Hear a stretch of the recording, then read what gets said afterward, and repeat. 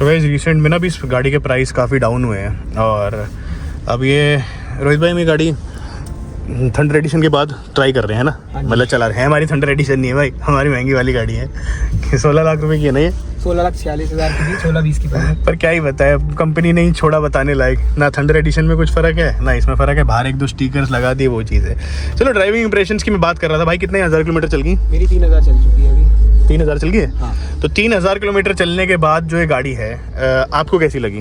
देखो मुझे गाड़ी से ऐसा कंप्लेंट नहीं है, गाड़ी ठीक है चलाने में भी और माइलेज भी डिसेंट इनफ दे देती है। बट हाँ थोड़ा सा लो एंड टॉर्क कम है, मतलब इनिशियल टॉर्क मैं बोलूँ फर्स्ट गियर का जो होना चाहिए था एक 1500 सीसी का इंजन का। ठीक है, तो वो चीज़ फील करते हो आप। हाँ। और माइलेज जैसे 13.2 दिखा रही है, इतनी तो है नहीं, ऑब्वियस सी बात है, इससे 2-3 कम है, दिखा रही है तो 12-13 दे रही है, 2-3 कम ही मिलेगी है ना, तो 12-13 की दे रही है, तो यार 1500 सीसी के हिसाब से माइलेज कम नहीं है। श्योर कम है, क्योंकि मैं एक्सेल 6 रखी थी, वो 15 सिटी में आराम से निकाल के देती थी, है ना। मैंने ब्रेजा चलाई है, मेरी यार 17-18 आराम से दे देती थी, जबकि वो मतलब उसमें माइल्ड हाइब्रिड था, वो चीज़ का बेशक फ़र्क हो सकता है, पर 1500 सीसी के हिसाब से 13 पॉइंट अगर ये 2 दिखा रही है तो आप लमसम मान लो कि 1 या 2 का डिफरेंस तो आराम से मिलेगा, है ना, आराम से होगा ही होगा।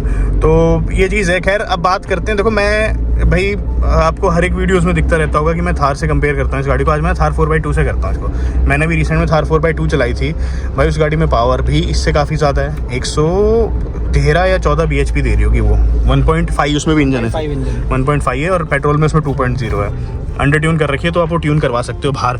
खैर हाँ, बात कर रहा था मैं तो भाई वो गाड़ी साइज़ में भी इससे बड़ी है, हर एक चीज़ में बड़ी है, और प्राइसिंग भी अगर मैं देखूँ तो वैल्यू फॉर मनी आता है उसका प्राइस, है ना, वैल्यू फॉर मनी है। और जिमनी में मैं भी आपको बताता हूँ एक दो दिक्कत, एक बार मोड़ लूँ भाई। सबसे पहले तो जो इसका रिस्पॉन्स है, मैं देखो अगर आप उठाओगे भी ना तो ये 4000 RPM तो यूं छू जाती है, उसके बाद खत्म हो जाती है, हाँ, उसके बाद क्या ही चलेगी।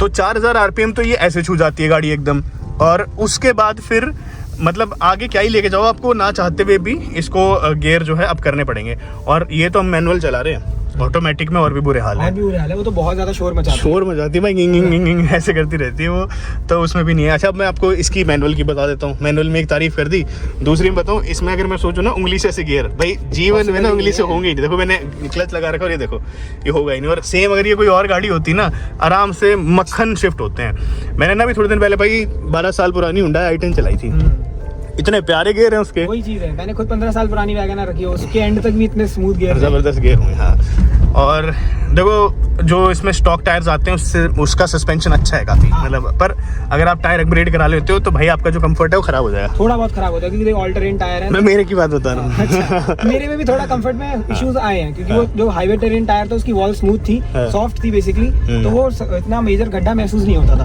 अभी इन टायर्स के बाद ना थोड़ा गड्ढे जल्दी महसूस होते हैं, वो चीज़ मुझे उन्होंने पहले ही बता दी थी। अच्छा हाँ, नहीं पर कुल मिला के मारुति गाड़ियों के हिसाब से इसका सस्पेंशन काफ़ी अच्छा था। एक चीज़ मैं बोलूँगा, दूसरे इसके लुक्स भी अच्छे हैं, गाड़ी के लुक्स अच्छे हैं, मुड़ मुड़ के देखते हैं, देखो चाहे जैसी भी गाड़ी है, बट हाँ रोड प्रेजेंस इसकी एक नंबर है।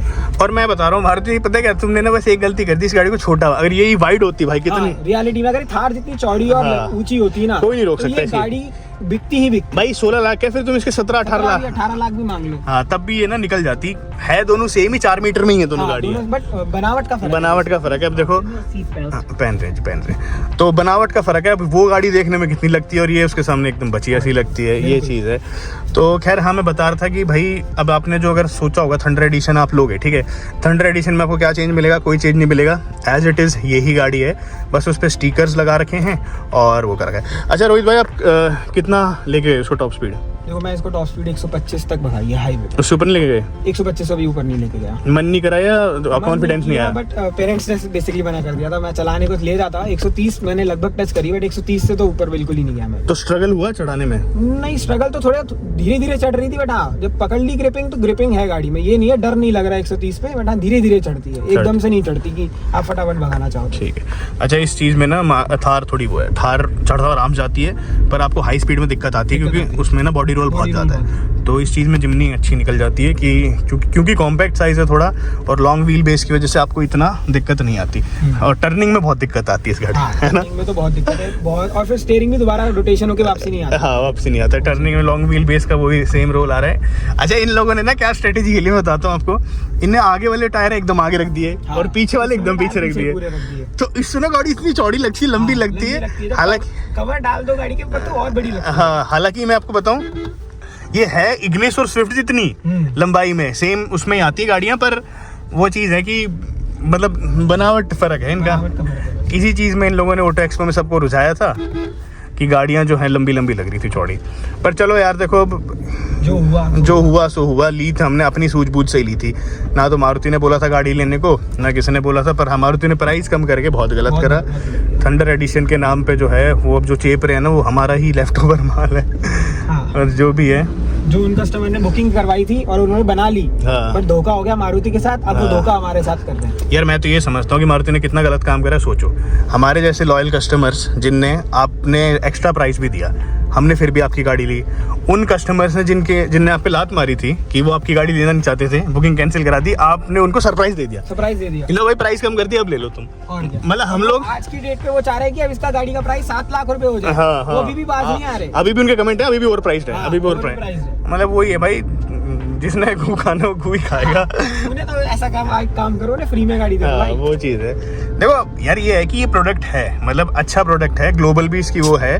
प्राइसिंग चलो उस टाइम पे नहीं कर पाया वो, अभी वाली जो प्राइसिंग है वो कर रहा हूँ, कस्टमर उसमें भी सेटिस्फाइड नहीं है। और यार मैं एक चीज़ और बताता हूँ, ये गाड़ी भाई मास के लिए थी नहीं, ये लोगों के लिए कभी थी नहीं। ये प्रैक्टिकली एडवेंचर्स पर्सन के लिए थी, जो पर्टिकुलरली सही तरीके से यूज करना जानते हैं। हाँ, उन लोगों के लिए थी। अब लोगों ने इसको डायरेक्ट थार से कंपेयर करके, इससे कंपेयर करके जो है अपने आप ही कर दिया। पर चलो जो भी है मारुति, वी होप कि आप अच्छी सेल्स निकालो और हमारे चेक भिजवा दो घर पे टाइम से। हम संतुष्ट हैं। हाँ, हम संतुष्ट हैं। हम वीडियोस तो डिलीट नहीं करेंगे, क्योंकि भाई देखो जो वो पहुंचा है, क्योंकि सच्चाई पहुंचाई हमने, कोई झूठ नहीं बोला। झूठ नहीं बोला। बात करें और आप लोग देखो, मैं नहीं कहता भाई हर कोई ना यहाँ पे कमाने के लिए बैठा है, सब कोई कमाने के लिए बैठा है, तो मारुति भी बेशक कमाने के लिए बैठी हो, पर ये थोड़ी ना कि समझदारी से कमाओ ना। हाँ, समझदारी से कमाओ, हमारे रुपए क्यों करके। एनीवेज भाई, अगेन इस वीडियो को ज़्यादा लंबा नहीं खींचेंगे। मैं जा रहा हूँ एक बार स्टार मॉल के पास, भाई लोगों को रास्ते में करके फिर ये यहीं से निकल जाएंगे। और आज की वीडियो में मेरे को आपको दिखाना था जिमनी थंडर एडिशन की सच्चाई, और हम लोग चला रहे हैं अपनी जिमनी। यार इसको क्या बोलेंगे अब तो इसे हम अपनी जिमनी बोल सकते हैं, इसको लिमिटेड एडिशन।